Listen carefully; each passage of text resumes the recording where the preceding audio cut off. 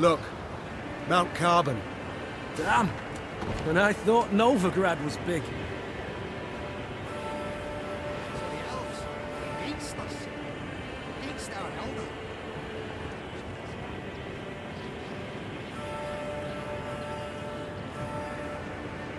The Lyrians stepped inside Mount Carbon's bowels. Neve rode while looking upwards, admiring the intricately carved ceiling, gilded walls, monumental bas-reliefs carved from basalt. Yet this was no time to admire the sights. Ruva Hoog had summoned her to speak. I thank you for your invitation, Elder. My invitation? Choice term, lass. You wangled your way in here. Long I've lived, but ne'er have I seen a wench so stubborn. With all due respect, do you not feel like a pot conversing with a kettle? Ha! True enough. Changes of mind didn't come easy to me. But they do come at times. Human wars concern me not at all. For so many they are, who could count them? A year goes by without one wanking king invading another's realm. A dog with scabies is less restless. That's why, this morning, I aim to send you off with nothing.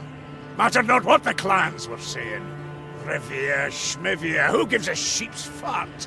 But that was this morn, before that daft wench and her pups attacked. Nilfgaard supports the Scoia'tael, it's common knowledge. Nilfgaard uses them. Well, I'm nae worse, and I choose to use Queen Meve. So what use would you make of me, if I might ask? You've a plan? Aye, the kind dwarves like best. Simple, but sneaky. Like to give Nilfgaard a warning, you ken. If you're going to rile my dwarves, throw 'em into the Scoia'tael ranks. You'll regret it, aye? But I'd like to issue the warning without declaring war. All clear to you so far? So, when you march out to Mahakam, you'll find a company of our foot dwarves waiting out with the gate. Officially, volunteers enlisting with you against my will. And you're to put them at the fore next time you face Nilfgaard. Want the Blackclads to break their teeth on our bucklers, get a taste of our axe blades. After that, dare say they'll think twice before they send more Scoia'tael into these hells. I do not... Thank you, Elder. You restore my hope that I shall have my home back in the end. Candid like, I dinna share your faith. I've watched you. You're naive. Let ire take you. Meddle in matters near your own. Disrespect our custom. But you win or nay, it's all the same to me. Then I hope that I shall at least surprise you. Honestly doubt that. So you'll only get the bare minimum recruits to make the Imperials take note, and nae a dwarf more.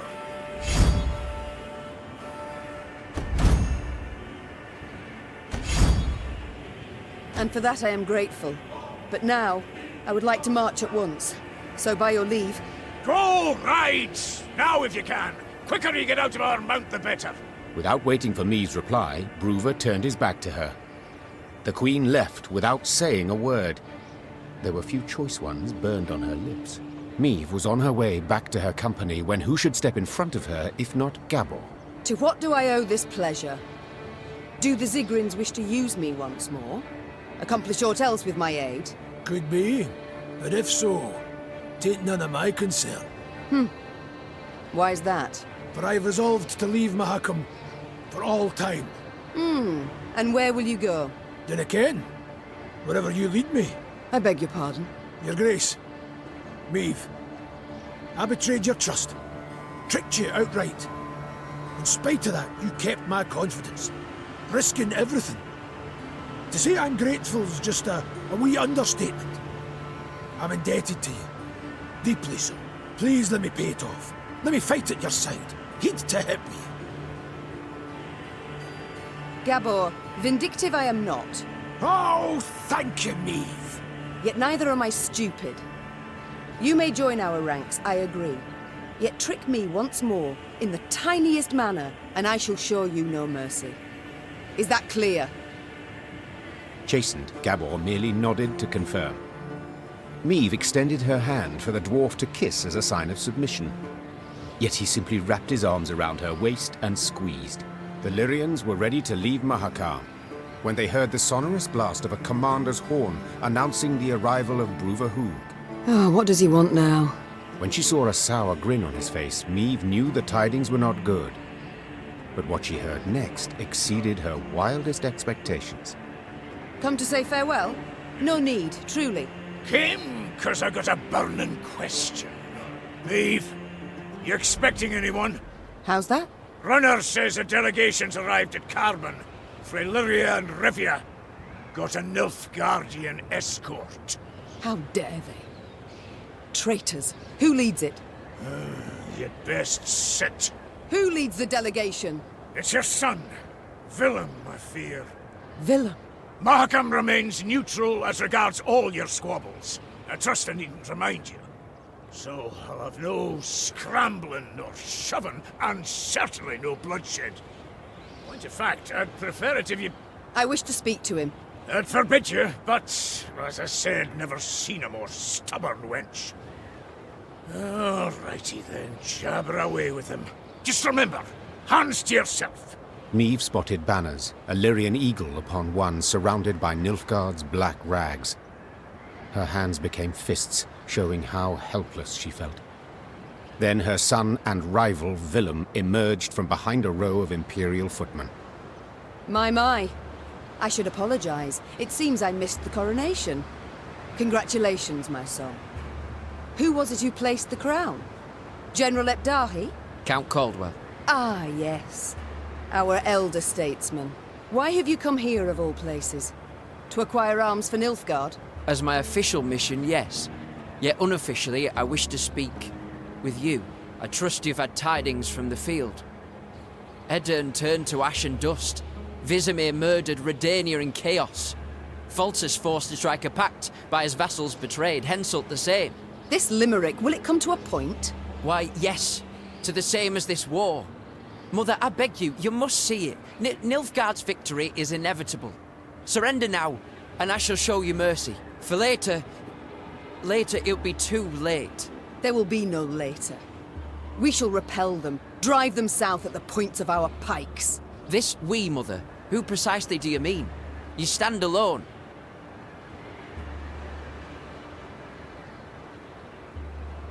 An impression many might have indeed. Yet I've allies. Those long loyal, and those new. Where, Mother? In Zerrikania? For here, in the north, why, there are none. The fight is done. Your friends from Nilfgaard will learn that is simply not true. When their ignorance bites them in the arse. So you aim to persist? Whatever for? For our freedom. For independence. Curious. I could have sworn it was for your ambition. To soothe your wounded pride. When I was crowned, a fact you deride, though that makes it no less true, I swore the good of my subjects would guide me. And a war we are doomed to lose cannot in any way benefit them. And slavery can. You know well the Blackclads put peasants in chains, like cattle. Reprehensible, I agree, but... And resettlement? Forced labour? Cruel laws that make death the punishment for the slightest offences? Are those benefits? Well, answer me! I see I will not sway you, Mother. A shame, though I take comfort in the fact I tried. And now, it's you. Oh no, I, not you, will decide when this conversation is over. Oh, have we anything else to discuss? Are you perhaps aware that the Nilfgaardians tried to kill me? What? No, I heard only about an avalanche. Which tumbled down through no small effort of an Imperial envoy. Never would I have agreed to such a heinous act. I believe you. I'm heartened that, despite all we... I believe you because I believe the Nilfgaardians wouldn't ever have asked your opinion. Think on it, son. Are you their ally or their tool?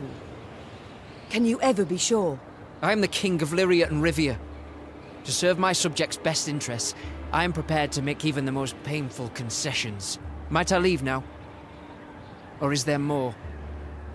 Naturally. How did you know you would find me here? I received Nilfgaardian reports to the effect that you've been seen in the pass. Oh, roses are red and so are your cheeks, my son. As ever when you're caught in a lie. Lyria is 2 weeks' travel hence. Had you received word only once I was here, we'd have been long gone from Mahakam by the time you assembled a force and completed the march. No. You were forewarned of our intended route. It means I've a traitor in my ranks. Another one. Get out of my sight, villain.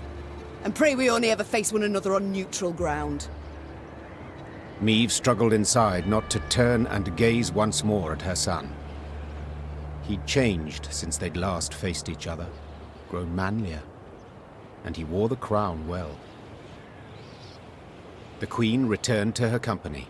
Her advisors shot her questioning glances, curious what she had discussed with Bruver. But Meve decided to keep the details to herself.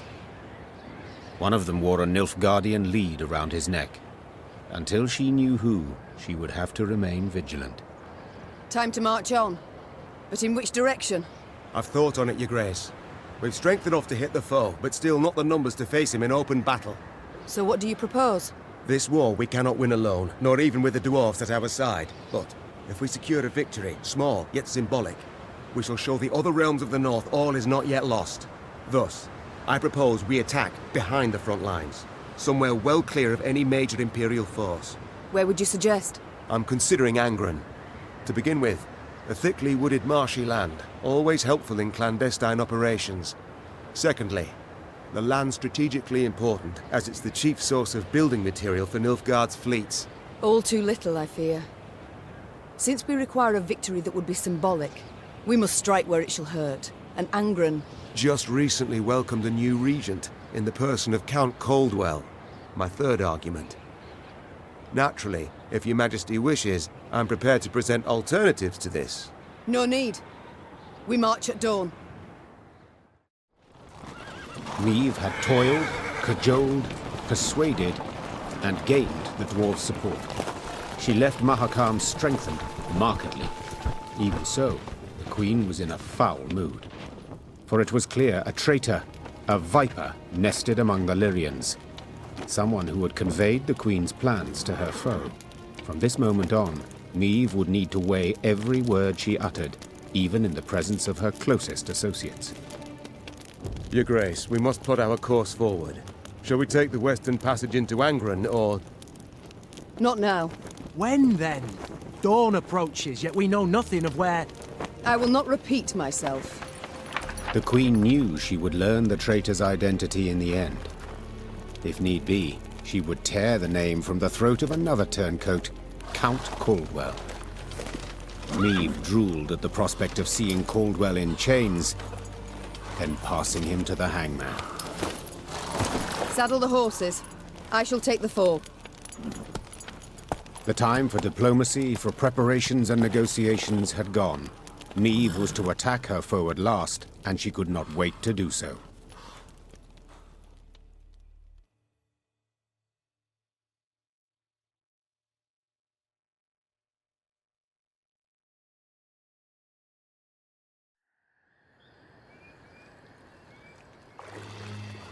At long last, Meve's force reached Angren's marshy woods. Ever been? No? Count yourselves lucky. Are you certain we haven't lost our way? Alas, here there is no way. We continue south, that's all. South meaning the bottom. Should you ever venture there, I offer you this advice. Do your utmost to make no noise. Poor soul.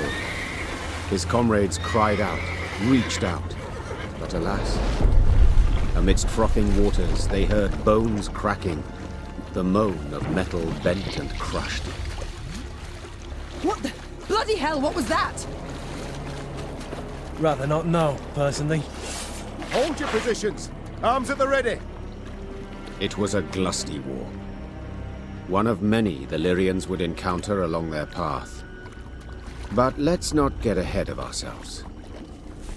At last, Meve and her force stood upon the Yaruga's bank.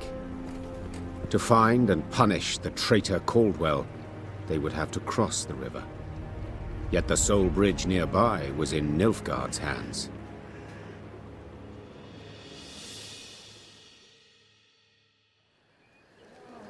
Your Majesty? Some new reports require your attention.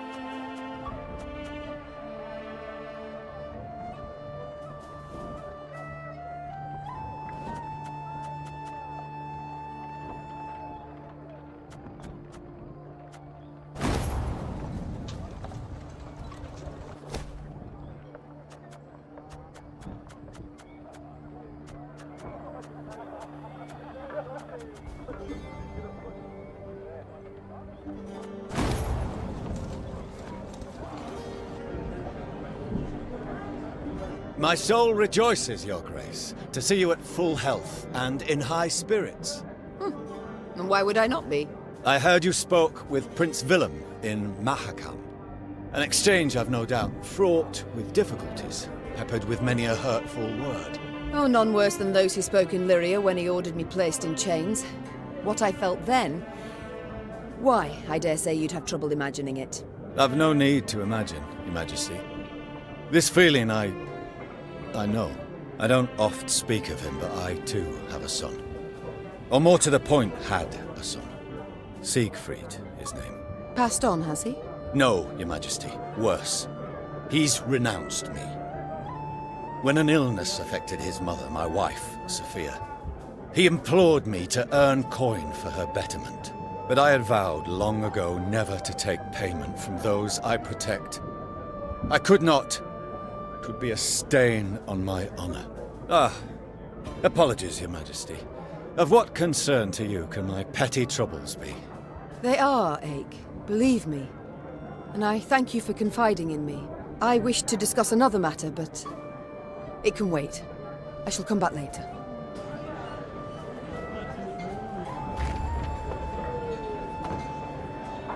I'm pleased to see you again, Mom. You need something? Duty calls. I must go. Of course. Should you need me, I'll be here. Yes, Your Grace? Reynard, you fought in the first war against Nilfgaard, did you not? Yes, Your Grace. Though, as a mere captain then. Were they equally cruel? Did they scorch fields? Turn peasants into slaves? Nay, Your Grace. They fought with honor in those days. So, what's happened? Why the change? It's said Emperor Emir var Emreis's heart hardened over the years. He's grown crueler, more ruthless. His soldiers' zeal for violence has followed suit. But you don't say that. No, Your Grace. To your mind, why do they now despise us as they war against us? 'Tis ever easier to loathe those you know. Before the first war, they knew nothing about us. Then they saw they'd the better weapons, larger cities, superior craft. That in our towns, waste flowed through the streets in open gutters, and they concluded we weren't their equals. It's far easier to kill when one holds such a belief. It's time I attended to other matters. Hey-ho, how's my favourite queen in the north? Ever have regrets? Feel remorse? For what? Oh, I don't know. Killing innocents, perhaps? Murdering travellers, pilgrims? I've always warned them. Won't touch a hair on your heads, provided you don't resist. So, see, gave them a choice. Besides, innocents? Please, Maeve. We both know those to be mythical creatures. Everyone's got something on their conscience. So there's always call for murder? That's right. Dead right. You need but answer it. It's time I attended to other matters. Farewell. Always good to see the Queen. How can I help you? We haven't had a chance to speak since we left Mahakam. Why join us? Or decide to leave your homeland, for that matter? As I said, I was in your debt. Still am. You're a dwarf of honor, I'm pleased. But not entirely convinced 'twas reason enough for you to leave your clan. Not about to let me off easy, are you? All right. I may have been motivated elsewise. By a guilty conscience? The horridness with the Fuchses. All that blood and mud. It went too far. I tried to talk it out with the elders. They brushed me aside like a wee bairn. But that weren't the whole of it. I saw the shite dwarves living in your cities go through. Thought I'd forget once I came home. Got back to dealing with my own problems. Only... can't I forget something like that? I've got to help. Any way I can. Nothing would come of my sitting on my arse in Mahakam. I understand, Gabor. And I know you'll find a way to help. We shall return to this conversation later. No skin off my back. We seen each other, your grace. Yes, milady? I haven't had the opportunity to thank you. Had you not been so alert, we'd have fallen to our deaths in Mahakam. I merely did my duty, your majesty. Modest as ever. Yet once the war is over, I shall make certain you're properly rewarded. My lady, the one reward I desire is victory. Your victory. Other matters await my attention. We shall speak later. As you wish, my lady. You need my help with anything? Anything at all, I've ideas aplenty. Ever travelled with an army before? Frankly, can't say that I have. You folk are my first. And let me say, it's not nearly as dull as I expected. Your travelling companions are fascinating, truly. Is that so? Who, if I might ask? Let me think. Then there's that aged woman. Isabel, is it? Oh, your grace, a complete lunatic, that one. Did you know she believes the world to be round? Round! Like an egg! And just between the two of us, the quiet chap, Xavier, gives me the willies, truth be told. Could just be on account of his face looking like a piece of taffy stuck to the sole of a boot. Who else?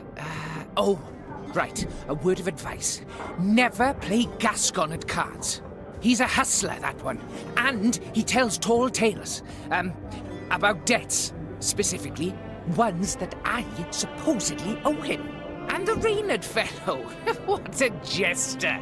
Always good for a laugh. I'm sorry, what? Every day he barks at me, stand at attention, with a perfectly straight face.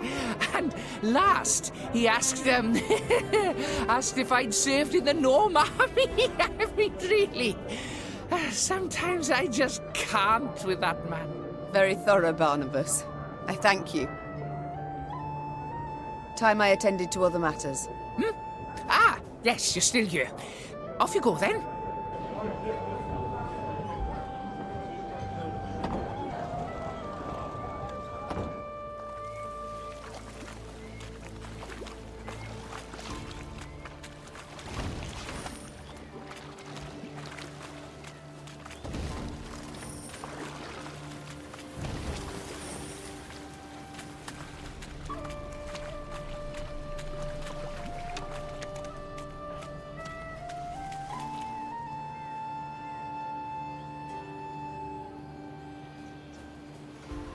Hidden among brambles, Meve watched the Nilfgaardian sentries atop the palisade. In full gear, alert in stance, they looked sharp and ready to defend the stronghold. Blast! Meve hissed, for she now knew Red Lobendon would not fall by surprise. A siege would be needed, and it would slow her advance. Yet there was naught she could do, as this was her one road to Angren and to Caldwell. Reynard wiped the sweat from his brow, donned his helmet, and dropped his visor with a tap. On your command, Your Majesty. Very well. We mustn't delay. Reynard, our plan of attack. Armoured infantry to lead and take the first salvo upon their breast, scaling ladders to follow. Afterwards... Masterful. Truly masterful. Interrupted Gascon. Yet, despite the mastery, fit to be improved. How, namely? Hold back your force. Lie in waiting. I'll take 10 good men and open the gates for you. Wide. And how do you aim to achieve this? Asked Reynard. Knock and claim to be a trinket peddler, I suppose. Or perhaps one of Lebioda's devout disciples. Must you know every last detail? Where's the fun in that, sir? There's none in warfare. Never. Seethed Reynard. For war is no farce. Your Majesty, he stands no chance. Not the slightest. None at all, I concur. Yet his eagerness intrigues. Let's see what he can do. Reynard did not approve of Meave's decision, this was clear. Yet he dared not undermine it. The Queen's blessing now his, Gascon assembled a small force and set off, straight for the stronghold gate. Lambs to the slaughter, muttered Reynard, shaking his head. My Queen, it's not too late. We can always... Shh! Look. Already at the gate, Gascon lifted his arm in a gesture of peace, then merrily bantered a bit with the guards. A moment later, the gates jerked into motion. But how? No matter. The gate stands open. We must attack. Meave raced off towards the fortress without even glancing back. She knew well her soldiers would follow.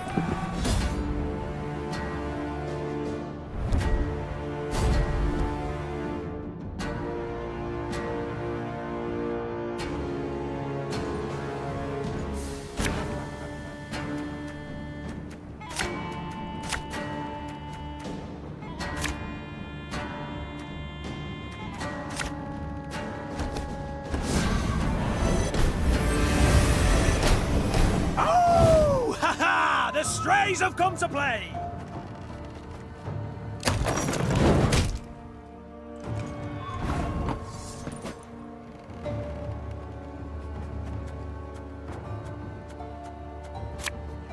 As you command.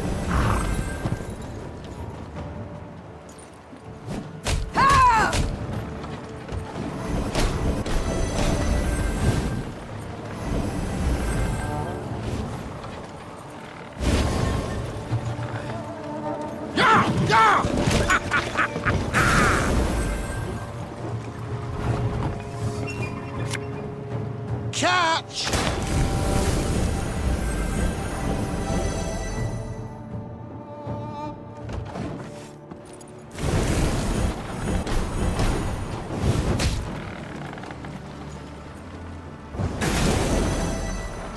Wise choice.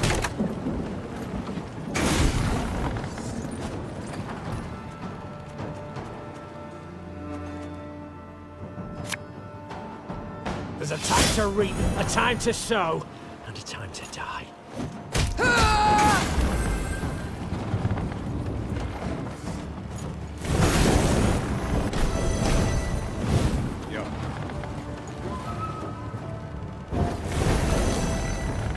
Order!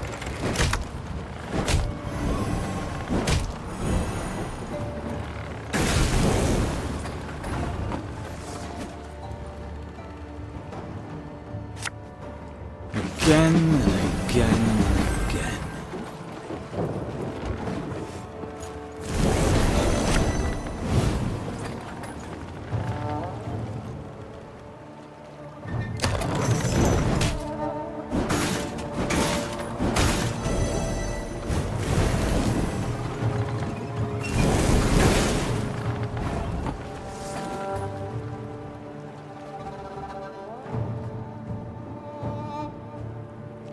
If the ring won't come off, just take the whole finger.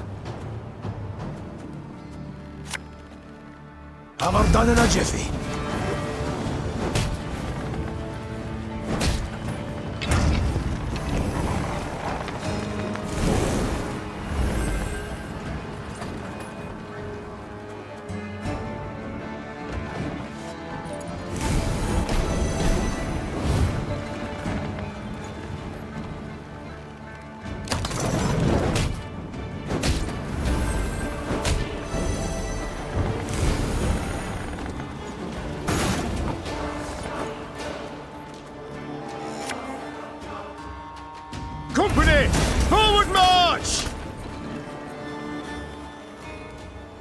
tell me you jest.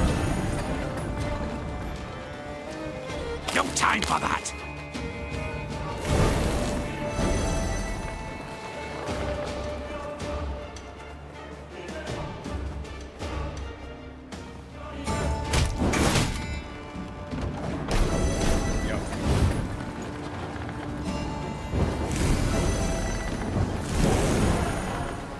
Order will triumph! It must triumph!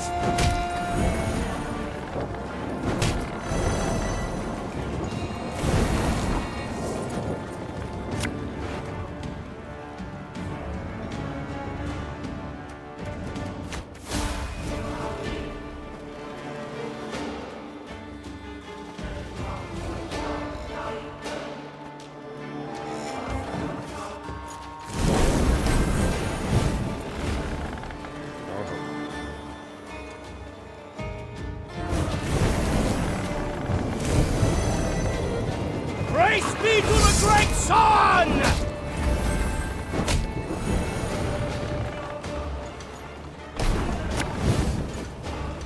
One boat.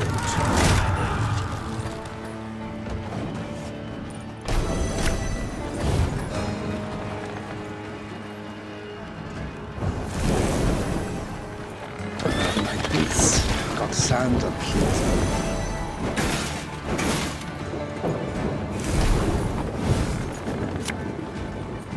I fear not, for faith guides me.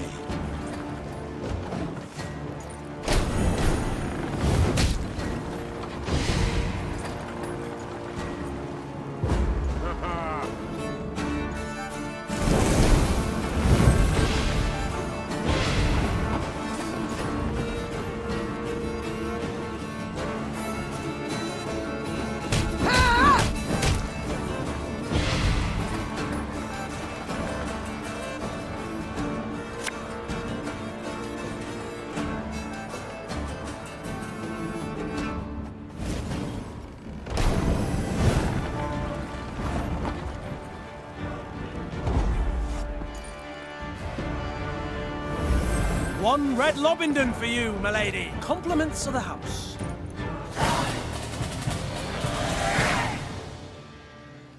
Gascon seemed a fiend as he fought his way to the keep, then single-handedly killed the commander. Suddenly leaderless, the Nilfgaardians laid down their arms. My, Gascon. Colour me surprised. Pleasantly so, I trust. Don't fish for compliments, it doesn't suit you. Besides, you know you deserve both medal and title. I shall hold you to it, my queen. In due course.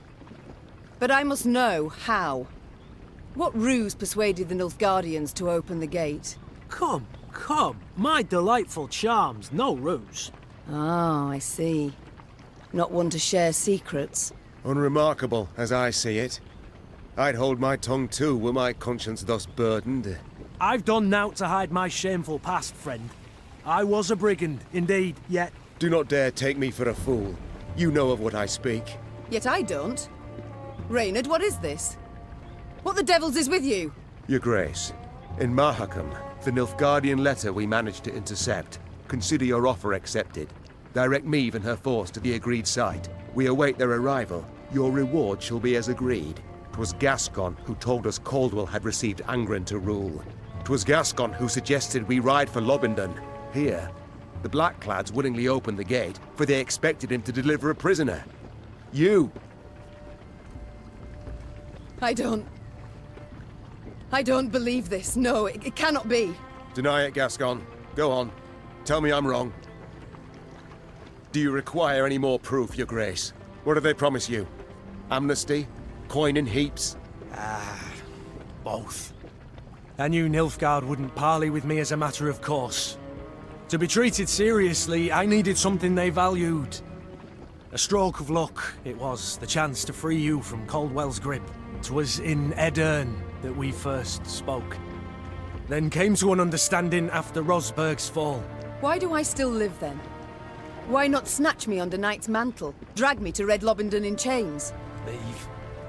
I sought to sell you out, I did, and aimed to gain by it. Yet in Edern, you earned my respect. In Mahakam, my admiration. I swore then I wouldn't follow the terms of the accord I'd made. Instead, I'd let you into the fort and make damn sure the Commandant couldn't reveal the truth.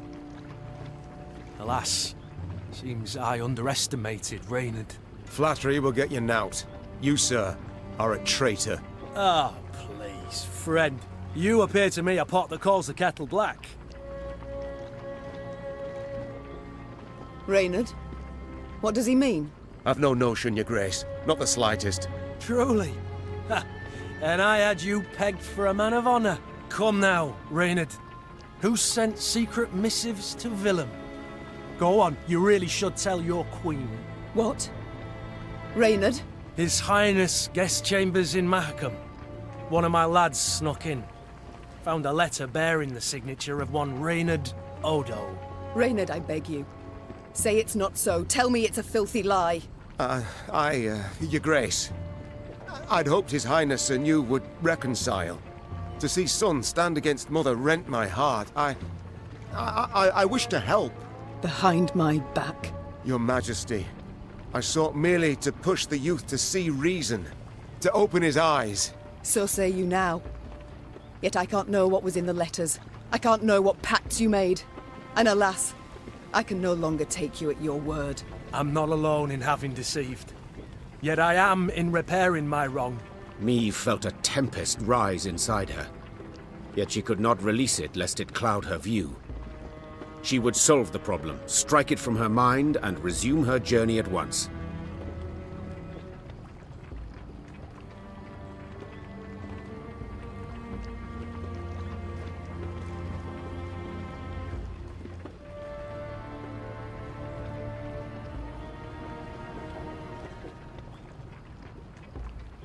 Out of my sight. Both of you. Your Grace, I beg you, calm yourself and think this through. Must I set the hounds on you? Gascon and Reynard glanced at one another, then turned and parted down different paths.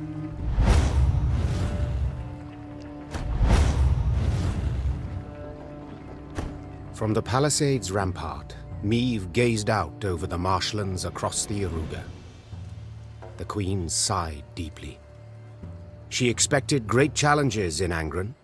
She had also expected, even hoped, to find the one traitor in her midst.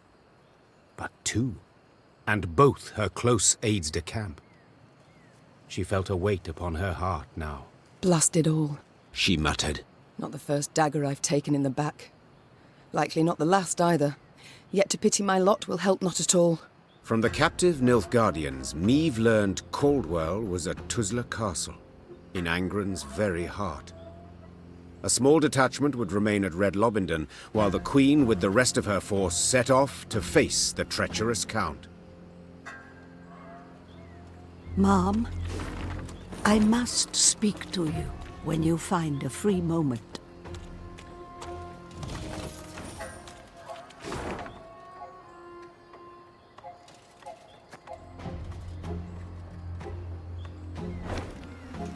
Savarut, Nordling, Netamar. I'll keep a close eye on him, Mom. Don't you fret.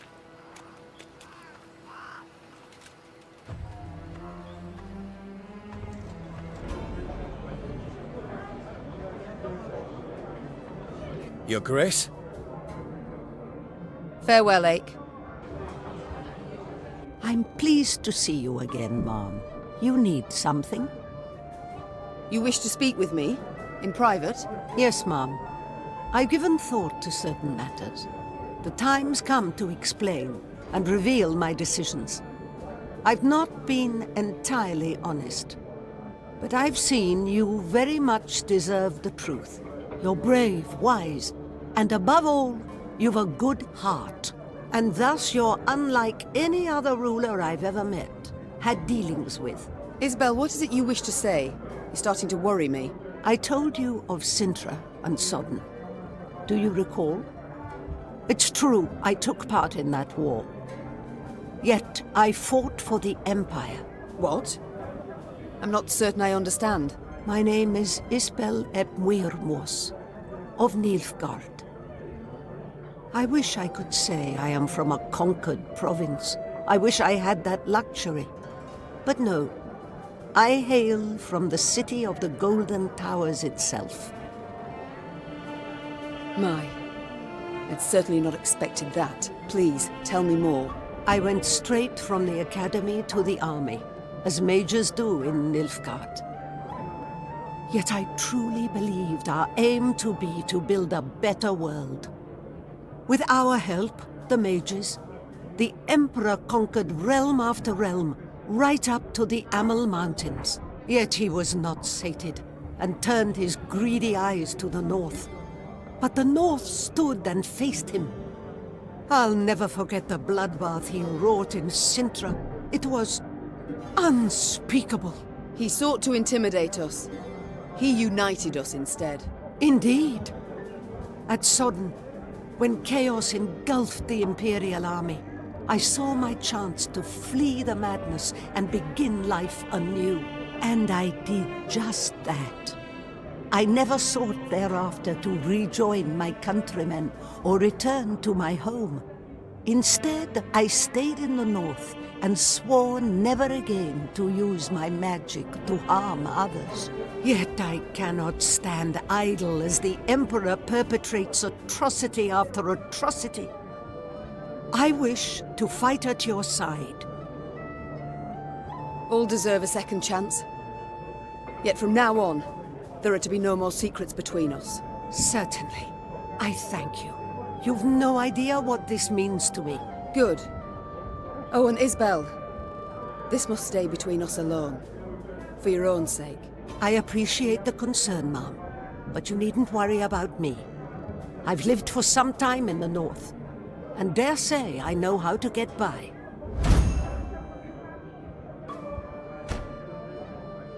The city of the Golden Towers.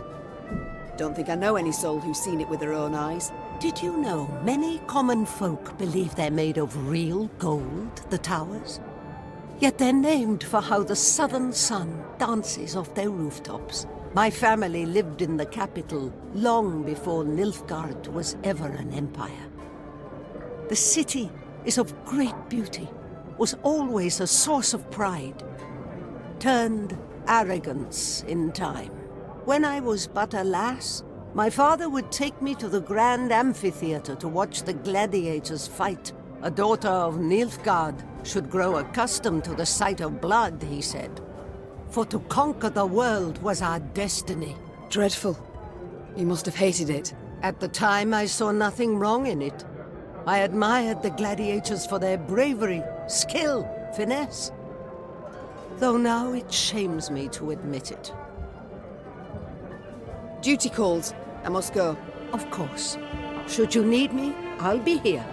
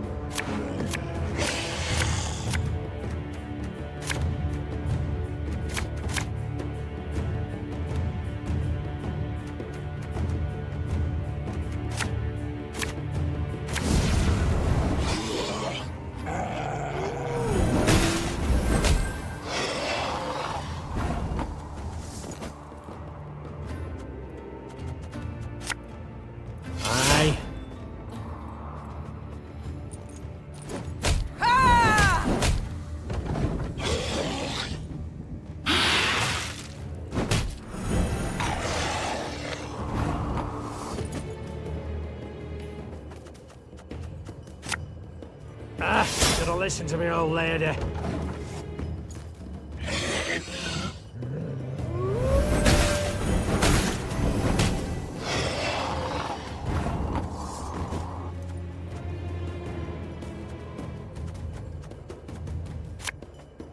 Ever have a stone knock out one of your teeth?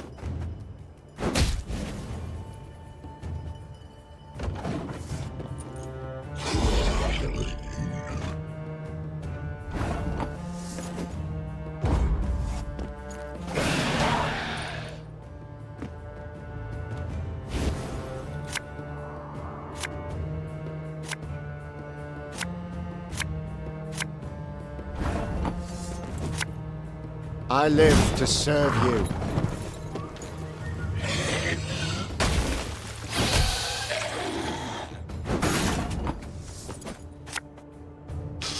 I smell a leak.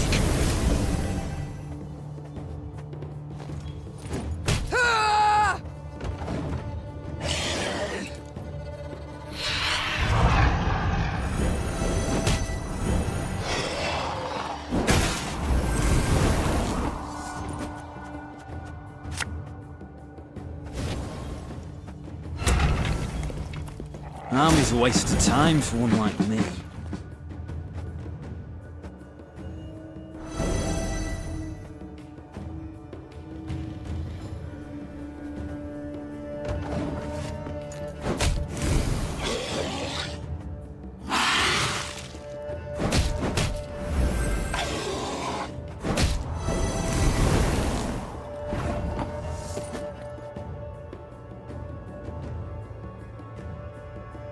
If anyone asks, you've not seen me.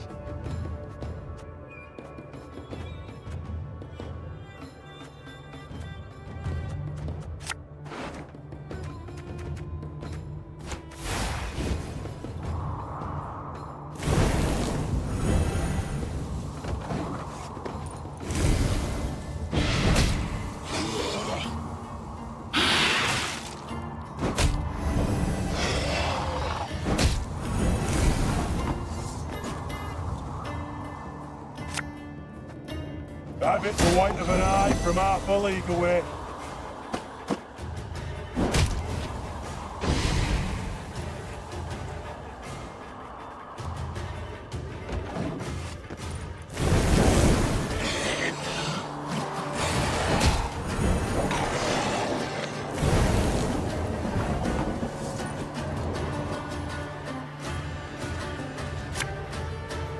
Water is a poison.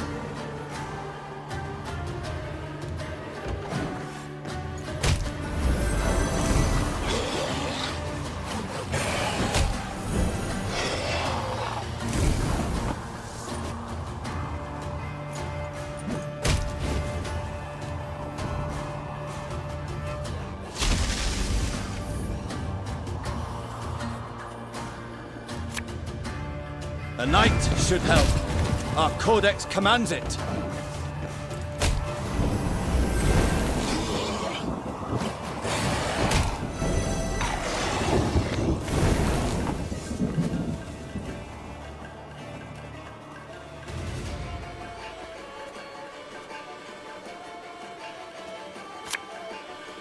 Without hesitation.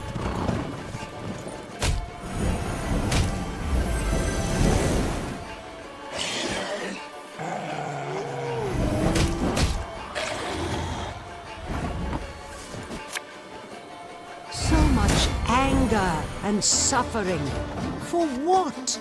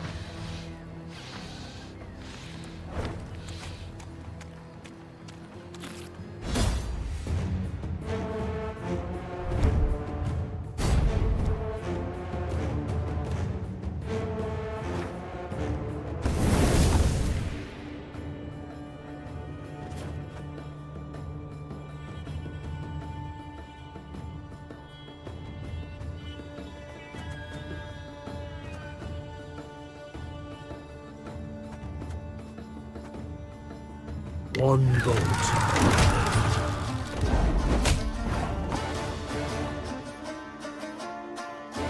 Give me a time.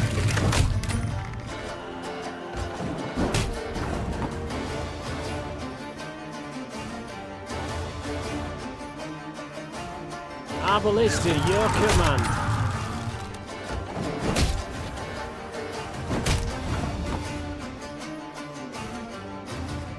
Armor won't say.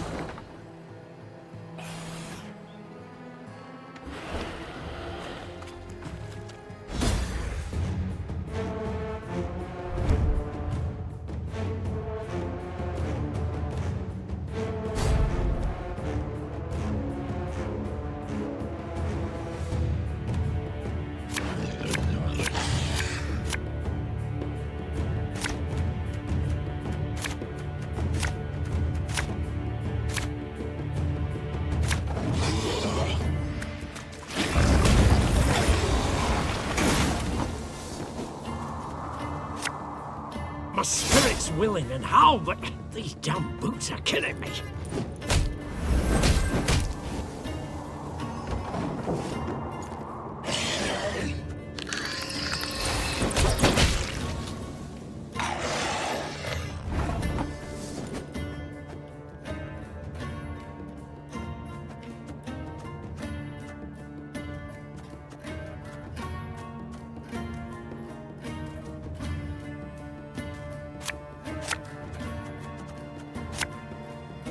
Again and again and again.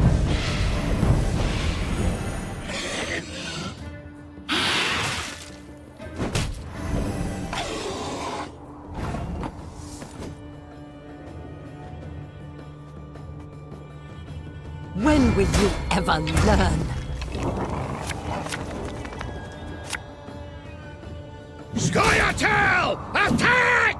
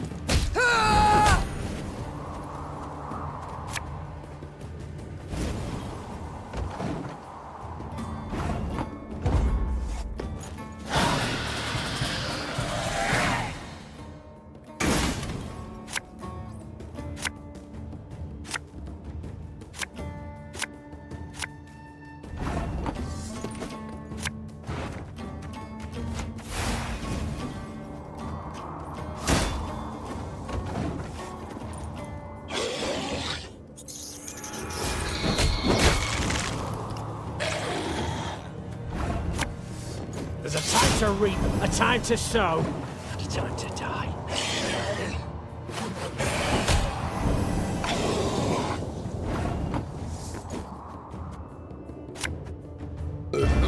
Sorry, turnips back for an encore.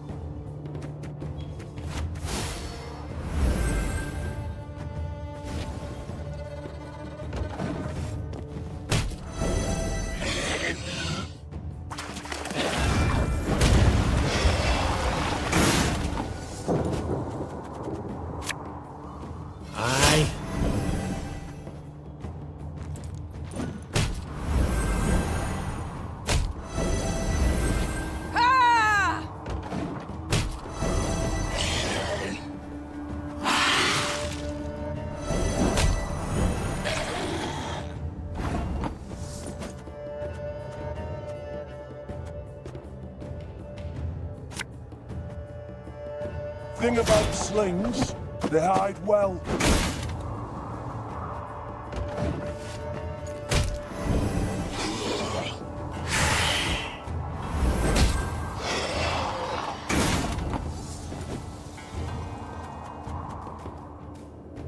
I think you'll really like this one.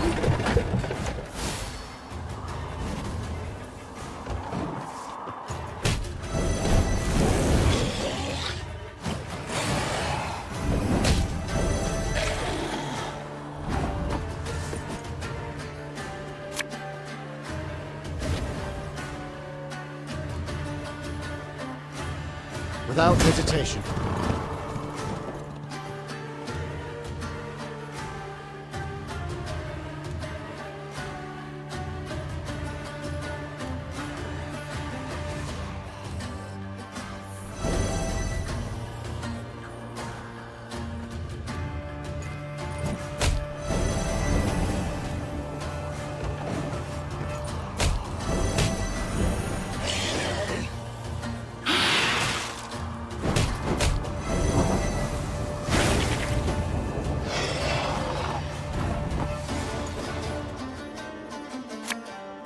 You must sweat like a swine in that jacket. Army's a waste of time for one like me.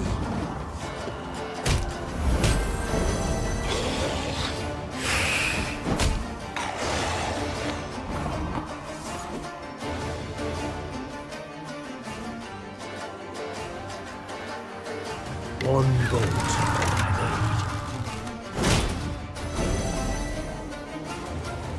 Greetings. What is it?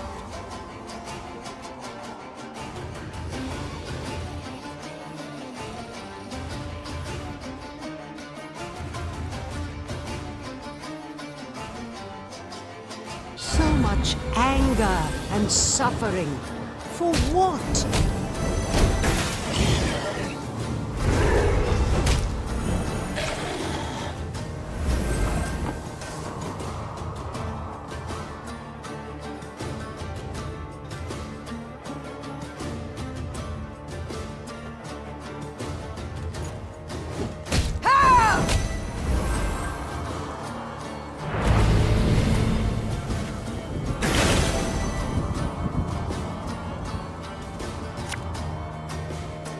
Farmahagam!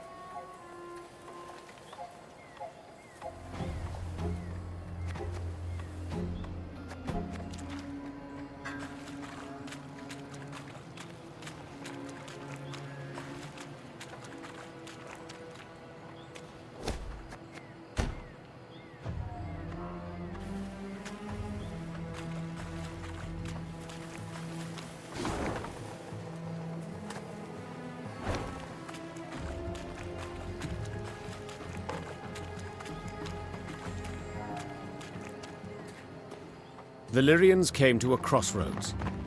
As Meve and her scouts conferred about the proper path to take, a footman, of a sudden, collapsed upon the muddy ground. His comrades strove to rouse him. Alas, to no avail. Meve called for a medic. One arrived post-haste. He checked for wounds, a heartbeat, all else for which a medic checks.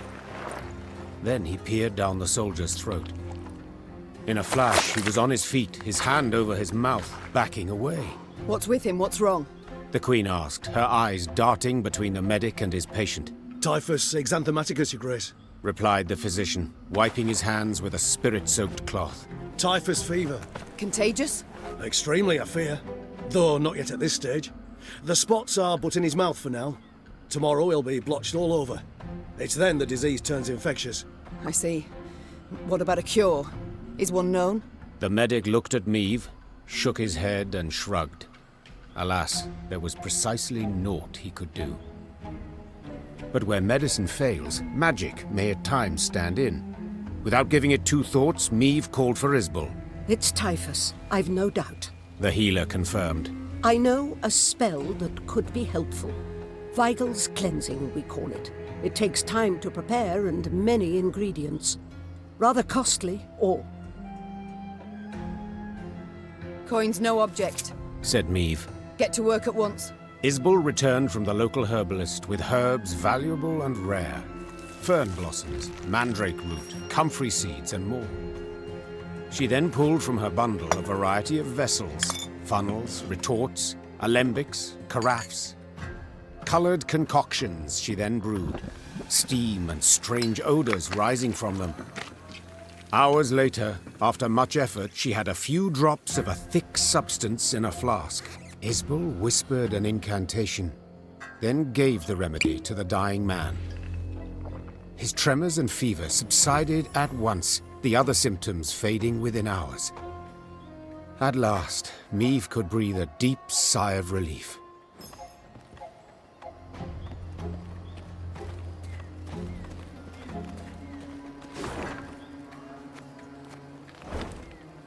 'Tis a land of monsters. Belongs to them, it does. Human folk are naught but guests here.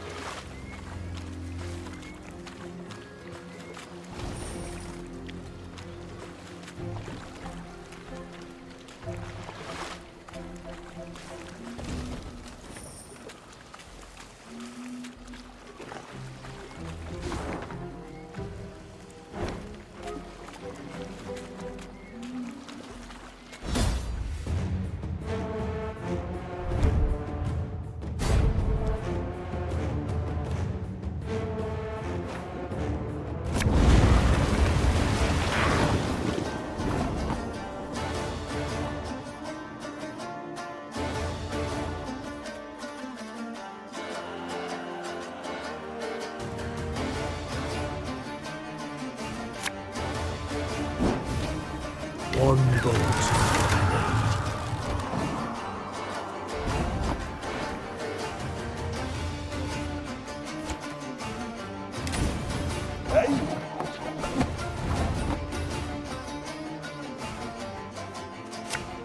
We will never bow to the invader! Give me a time.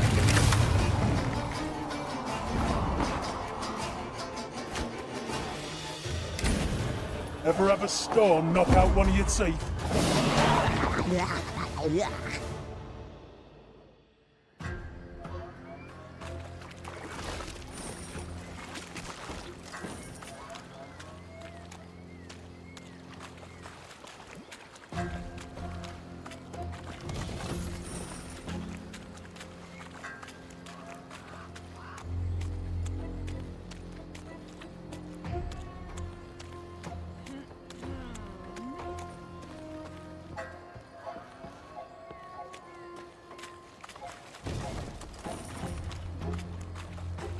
For no visible reason, the Lyrian column came to a halt.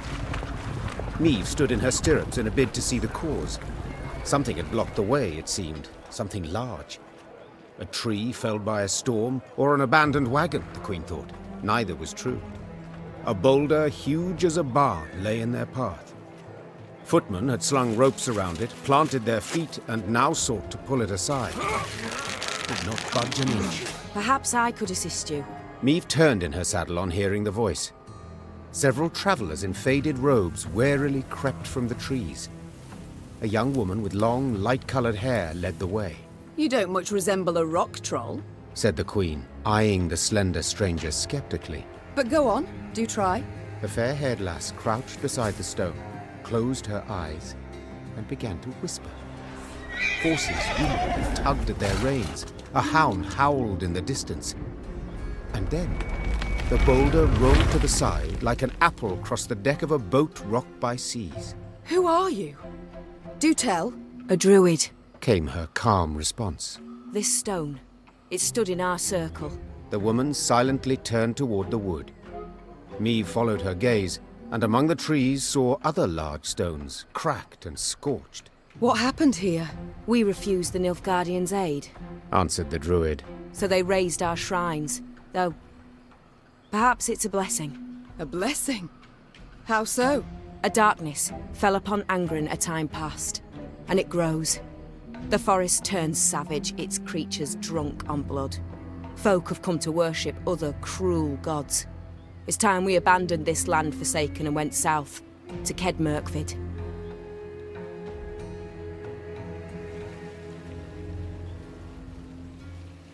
Our path leads south too, though not as far. Said the Queen. Do join us. Given the times, there's safety in numbers. The druids agreed, and were grateful. They walked at the rear of the column, muttering prayers, their faces concealed beneath hoods.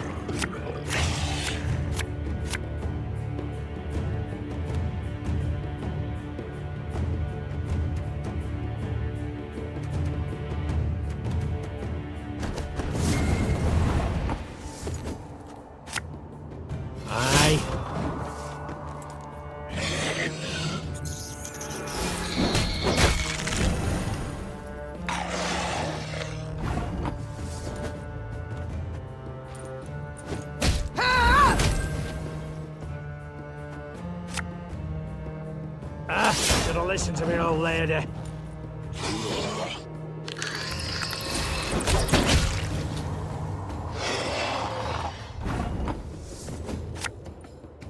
This harvest, we'll be reaping black-clad heads.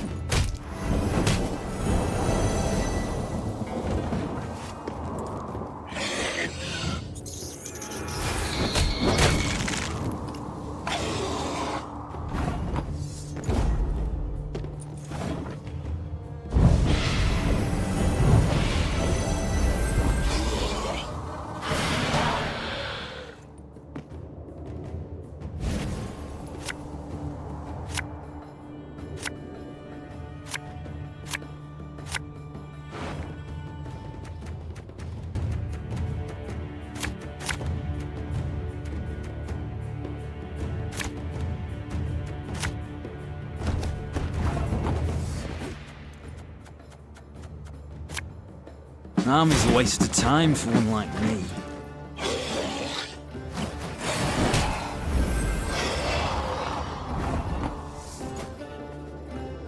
Left, right, left, right.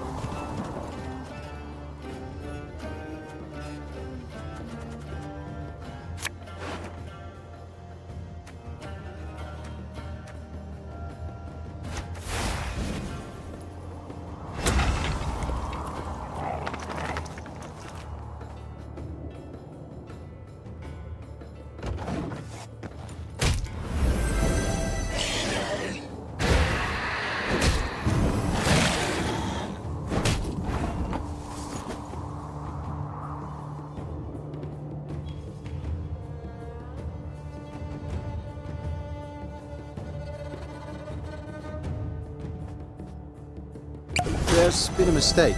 I'm no mage.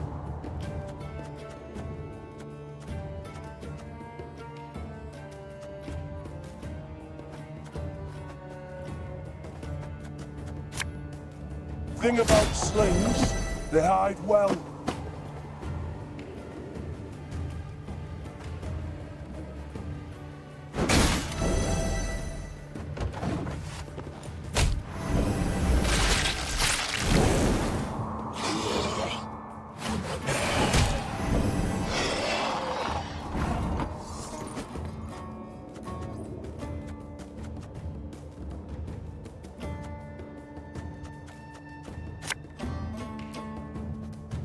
Arbalist is your command.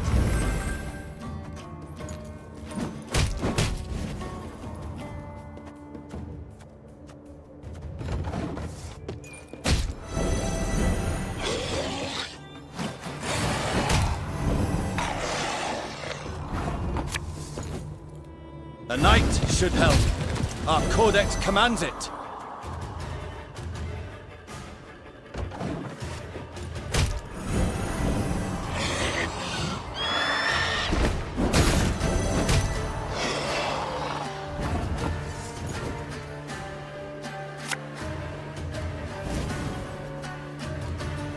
No time for that!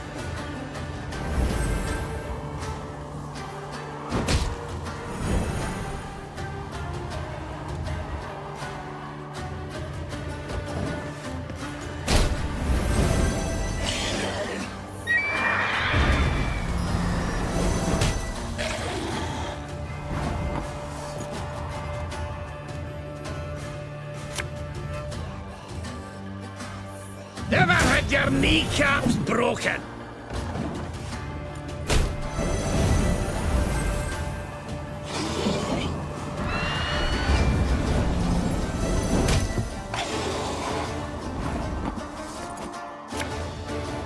It's not too late to walk away.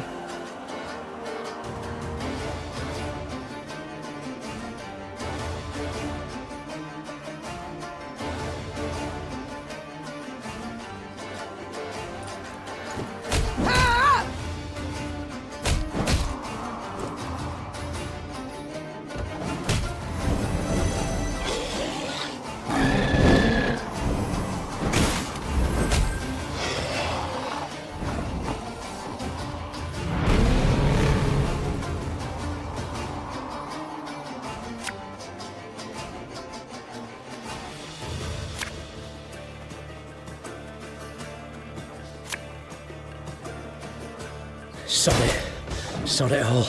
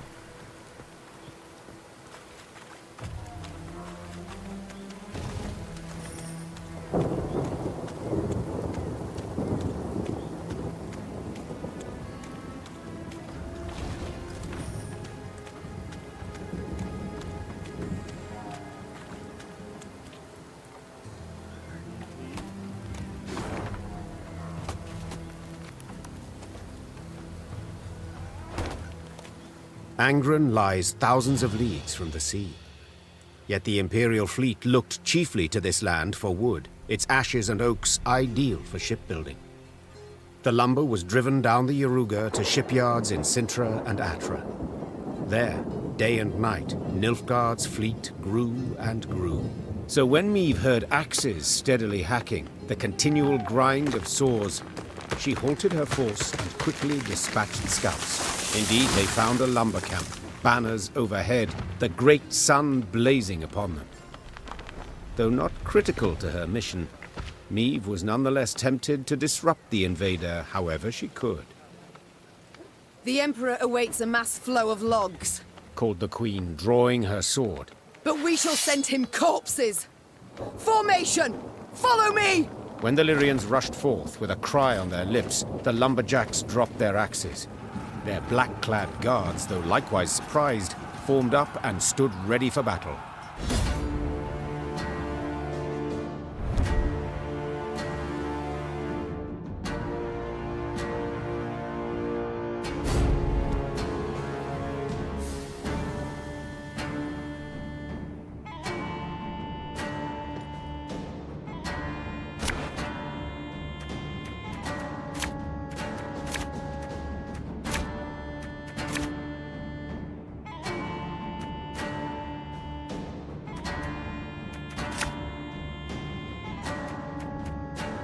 Larvan!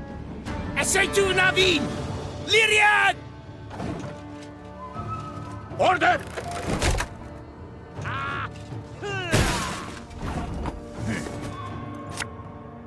Yes?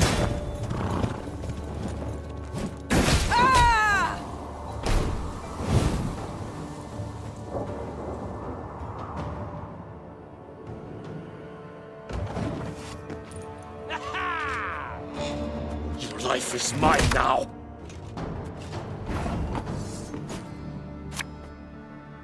You sure about that?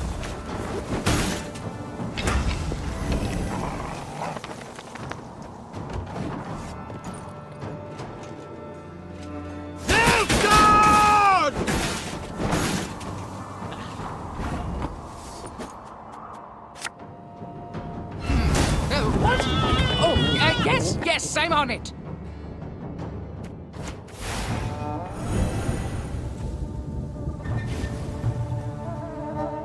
Aye.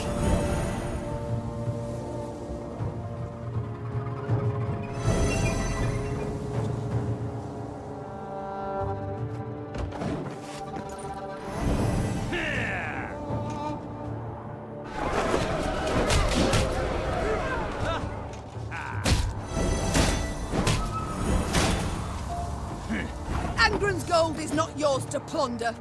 Begone!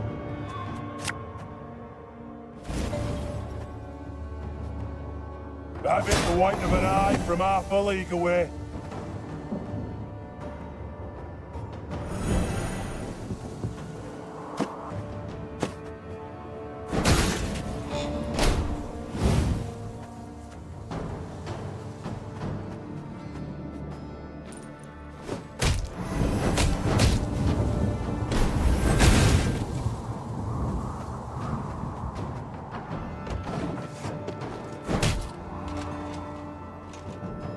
Back in line!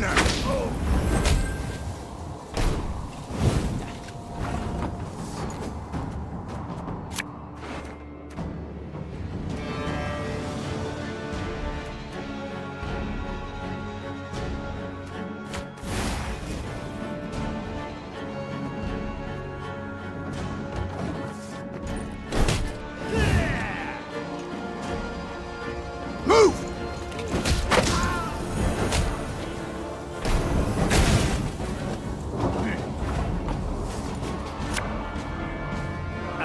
Should've listened to the old lady.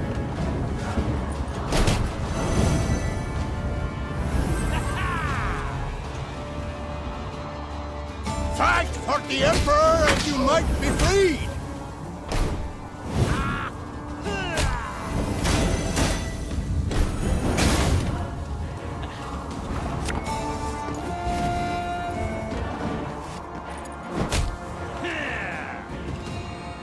That will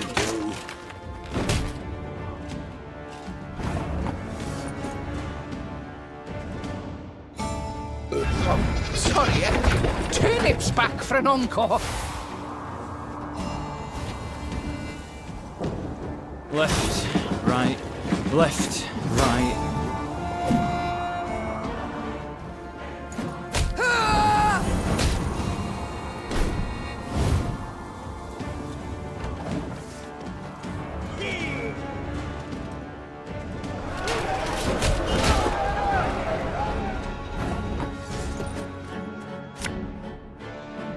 This harvest, we'll be reaping black-clad heads.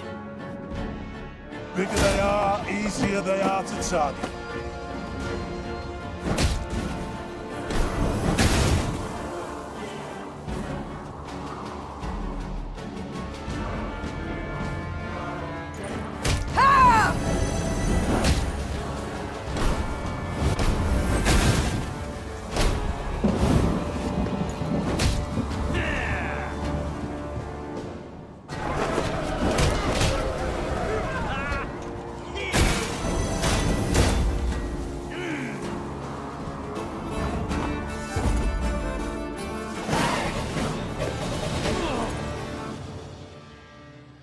Nilfgaard's ranks folded. Soldiers fled in fright, stumbling over felled trees and corpses.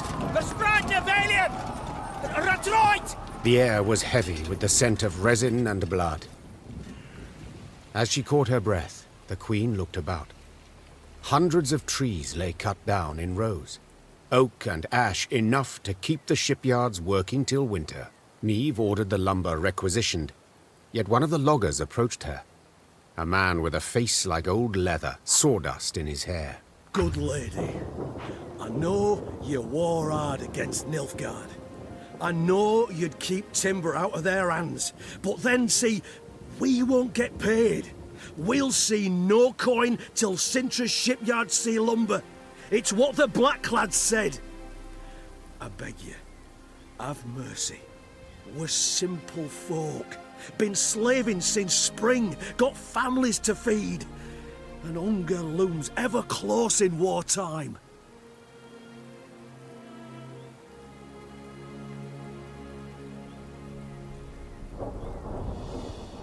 Niamh looked at the logger's hands.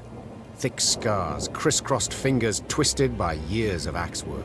This wood I cannot allow to reach Nilfgaardian shipyards, she said. Yet neither can I let you go hungry. I shall take the wood and pay you from my own purse.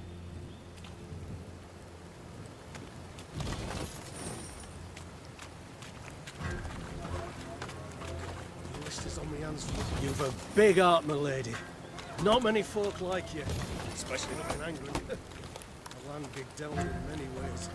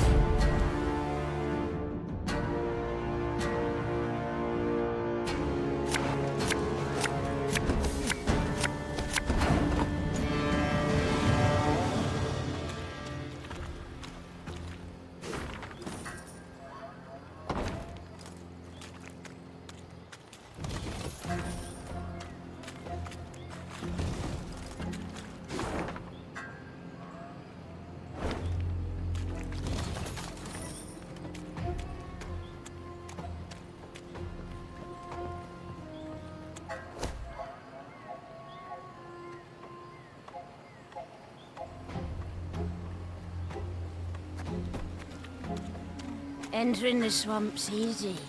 Trouble's getting out.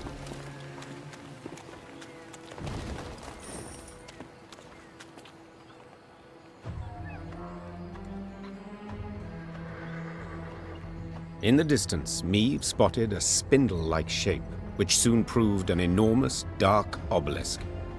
It stood in the middle of a wetland clearing. Dozens of iron rings dangled from its shaft, clinking and rattling in gusts of wind. Cows, donkeys, and dogs were gathered round the stone, all tied to the rings by ropes. Their hides showed many shallow cuts, seeping blood, festering, drawing mosquitoes in swarms. A number of the animals struggled against their cords, while others, near dead, lay still in the wet, tall grass. Across the clearing, folk emerged from the woods, a handful of peasants with a mule in tow. The beast resisted, stomped and planted its hooves, perhaps sensing its gruesome fate. The queen decided to question the peasants, and soon learned the animals were their sacrifice to the swamp gods. They're all about, dearie. Very close. Oh, very, very close. The toothless old woman whispered. They hide neath murky waters. Can't feed when they hear the drip drip of blood. The gods look kindly on those what make an offering.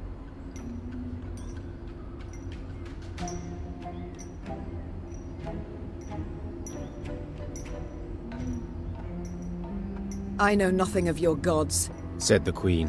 And if they demand such ghastly tribute, I don't wish to know anything. Then take care, dearie, replied the old shrew. For what the gods aren't given, they take. Venture not into Iskith, avoid the fruit of its trees, and beware the one they call Gurna Cora. Meve nodded, raised a hand, and gave the signal to march. As the force moved on, there was mumbling in the ranks. Then all shuddered when the swamp's continuous drone was interrupted by the mule's inhuman wailing as the peasants carved bits of skin from its flesh.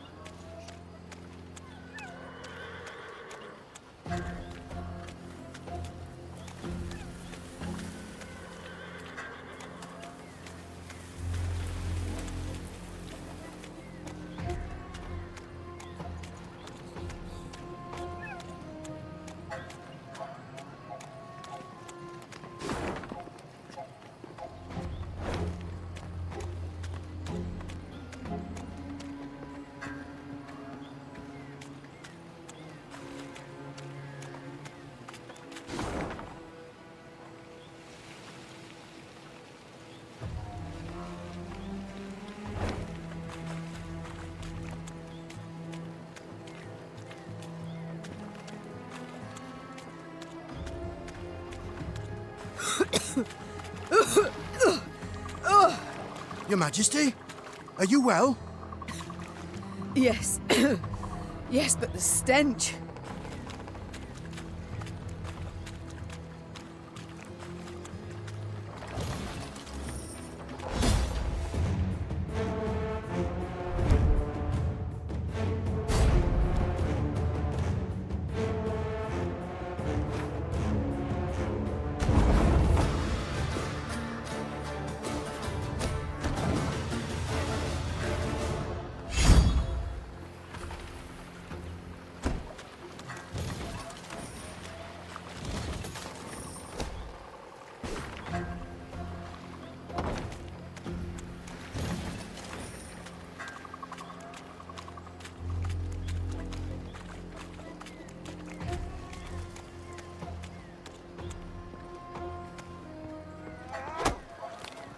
In Angren, all decomposes, be it dead or very much alive.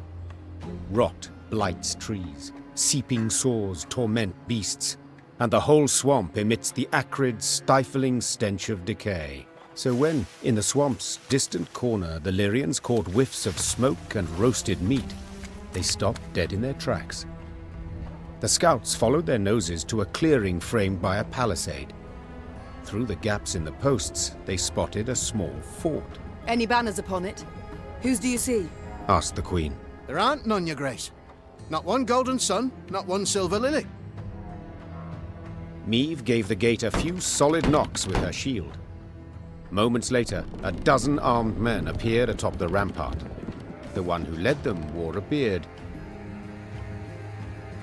Who are you? Why are you here?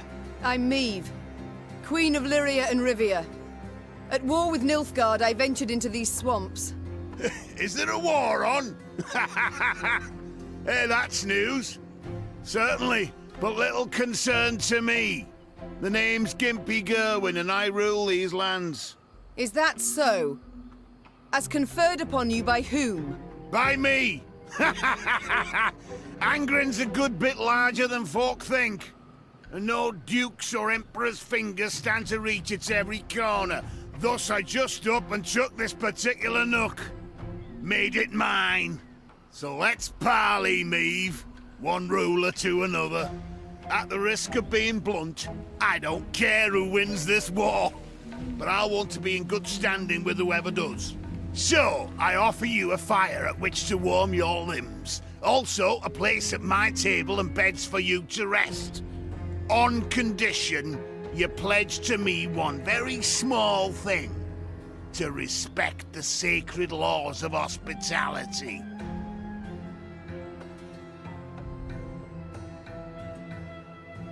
So be it. I do solemnly swear before the gods and my ancestors that we shall honor all the laws of hospitality. Then you're most welcome inside. The fort was simple, built of logs, covered with thatch. Oh, but inside, it was warm, dry. Hot, steaming dishes were piled upon platters, the tables beneath them bent from their weight. Smiles appeared on her soldiers' drained faces, and Meave's spirits were lifted at last. Gerwin proved a cordial host, and eagerly shared both food and tales. He'd led a mercenary band, and they'd stumbled into Angren, discovered a land unclaimed by any feudal lord. He'd erected the fort, then united the surrounding villages under his very own rule.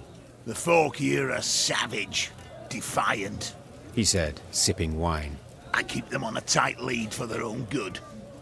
Elsewise they'd slit your throat first chance they got.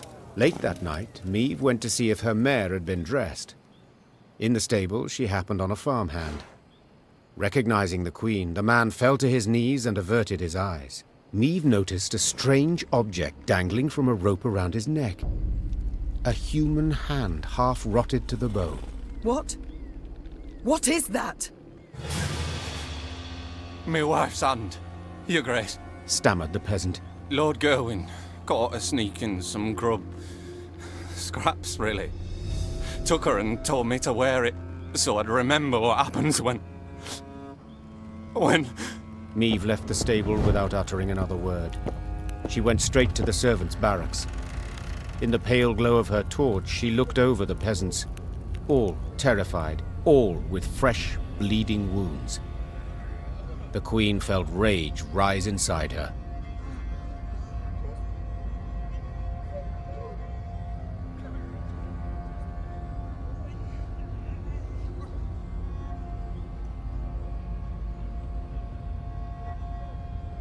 The queen blew her horn. Lyrian soldiers filled the yard. They hastily donned their armor, strapped on their swords.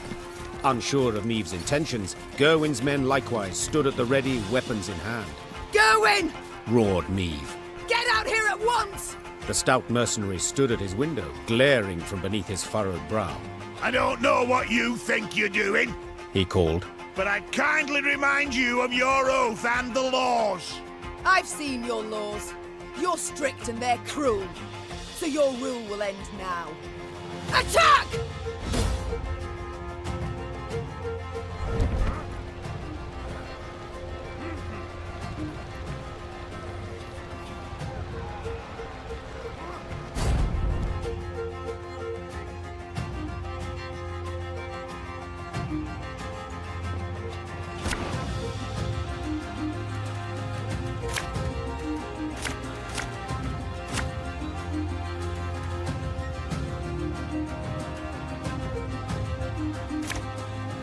I didn't think a queen would so easily break her word.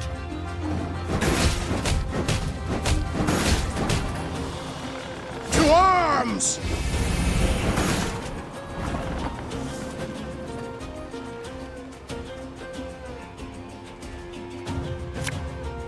Yes?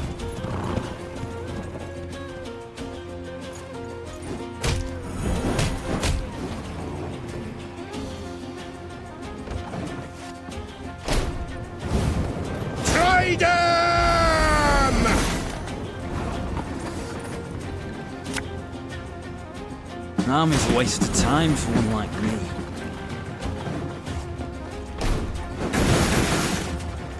Don't like this. You did the right thing. We should never turn a blind eye to others' suffering. This could hurt.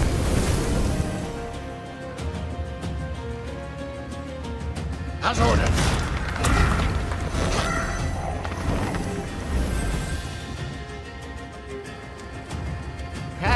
Not supposed to be any smoke.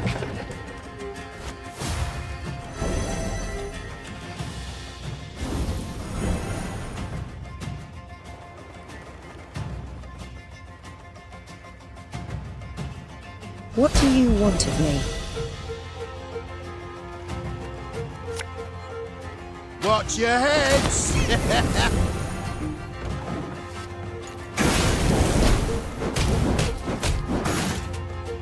Awaiting your orders.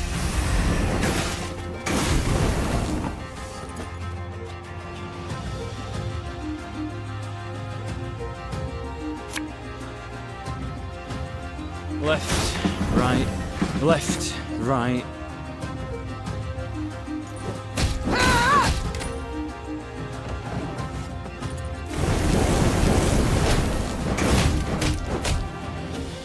To arms!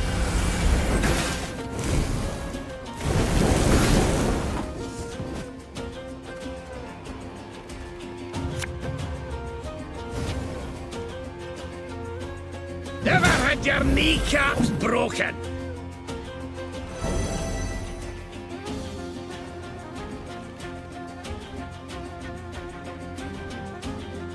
My spirit's willing and how, but these damn boots. The unworthy shall be punished.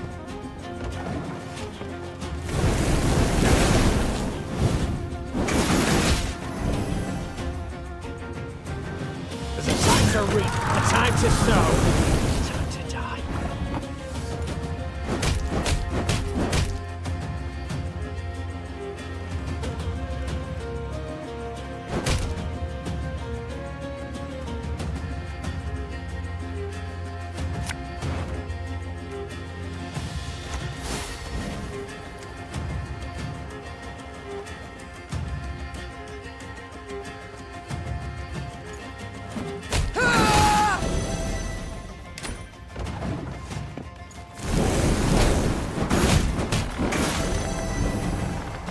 Cursed traitors.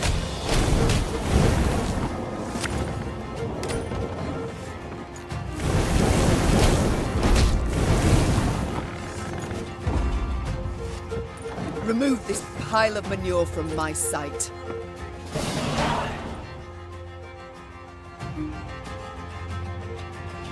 Lame as he was, Gerwin had been a mercenary. He fought hard, he fought well, yet still proved no match for me. She knocked his axe from his hand, he fell to his knees, then she cleaved his head clear off. It rolled like a gourd and came to rest at the peasant's feet. You've your freedom back, Growled Meve as she wiped her sword. yet do not take it for granted. Nilfgaard is in Angren. The Blackclads will come here too. As long as the golden sun flies over the marsh, you must hide in the woods. Meve's force left the fort before dawn. She rode at the fore, lips pursed, jaw clenched. A stain on her honor. She'd broken her word. Apart from all else, it stung on the inside.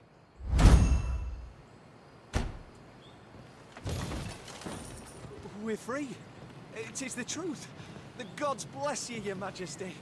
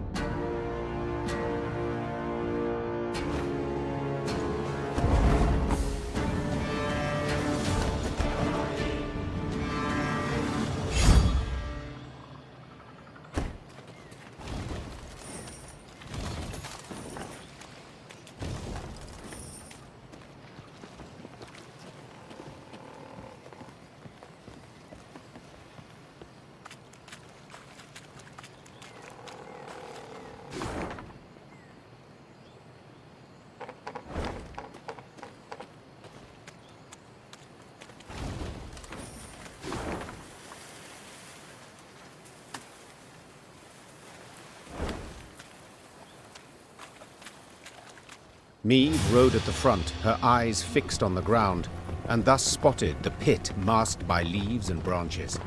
She tugged hard on her reins and steered her mount to the side. Alas, the cavalryman behind her did not follow her lead. Leaves rustled, boughs snapped, and the horseman crashed to the pit's bottom, snapping his neck. Moments later, it was clear who'd set the trap when the forest came alive and a cry rang out.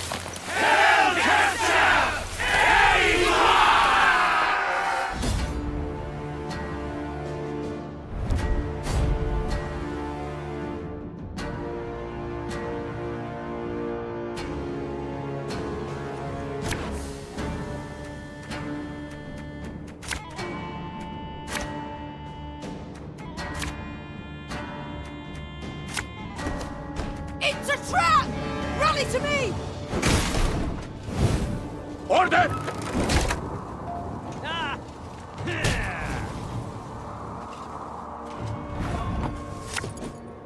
Aye.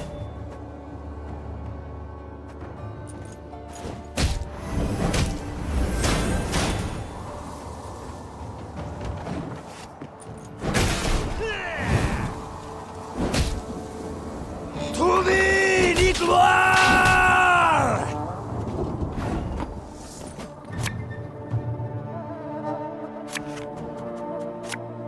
I live to serve you. Is that why?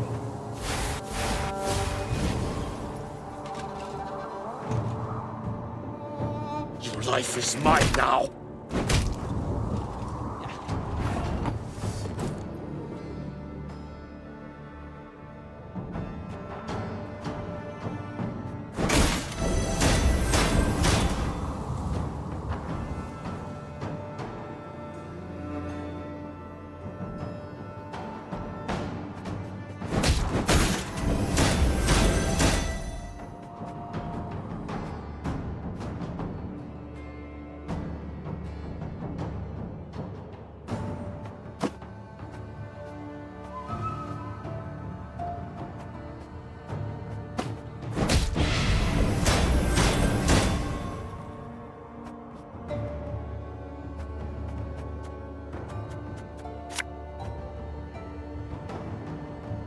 Again and again and again.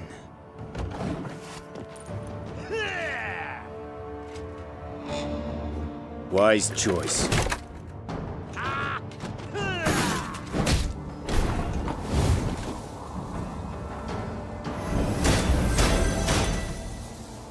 Water is the poison. For you, pal! Anything.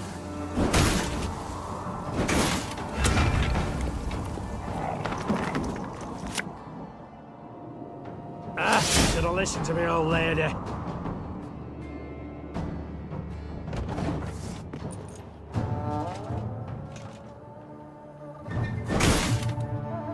Hail Captain!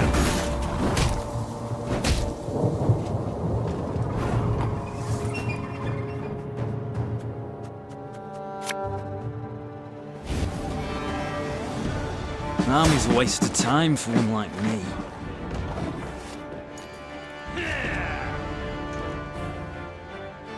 Alba!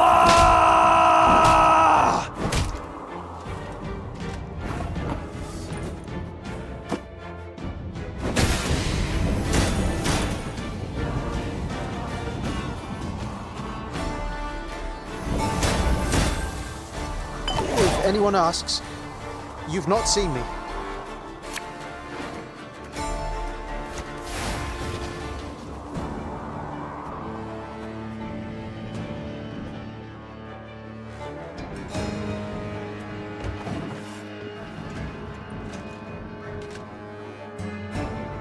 Very gloire!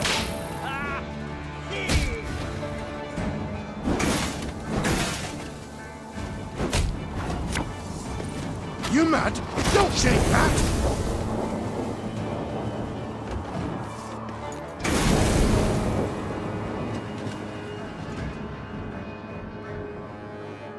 Egreto dum anime est, spes est.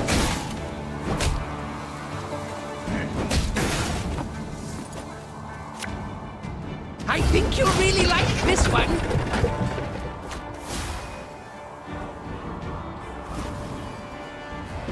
This harvest will be reaping black-clad heads. Excellent, Seifel!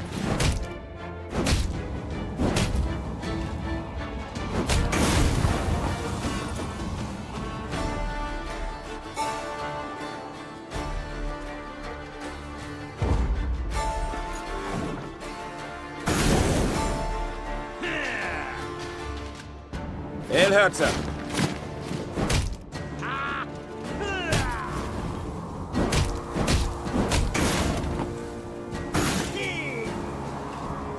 Yes.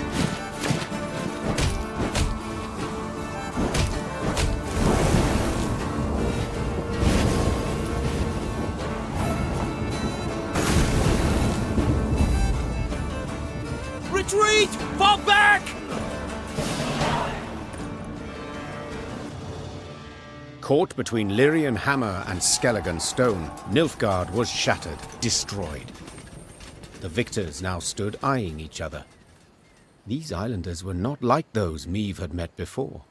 They wore no armor and carried no shields. At their fore stood a man as stout as an ox and bald as an ancient ghoul. His men called him Arnulf, the Patricide. I thank you for your aid, Arnulf, said Meve, extending a hand. Aid, she says. Aid? Do you hear that, mates? The Skelligers exchanged glances, then erupted in roaring laughter. Not here to help yous, not at all. We're after killing. Join me and you shall have your fill. Join nuisance? Just who the hell are you? Meve, Queen of Rivia and Lyria. Meve? Arnulf said, his tone sobering. I know the name. Lippy Goodman called ye bold, praised your courage to the high heaven. So be it. We'll follow ye into fire, wench. Just let us taste of blood. Grant us a death worthy of heroes. Meve couldn't help but smile, then nodded to accept. The Lyrians stepped aside as tattooed warriors joined their ranks.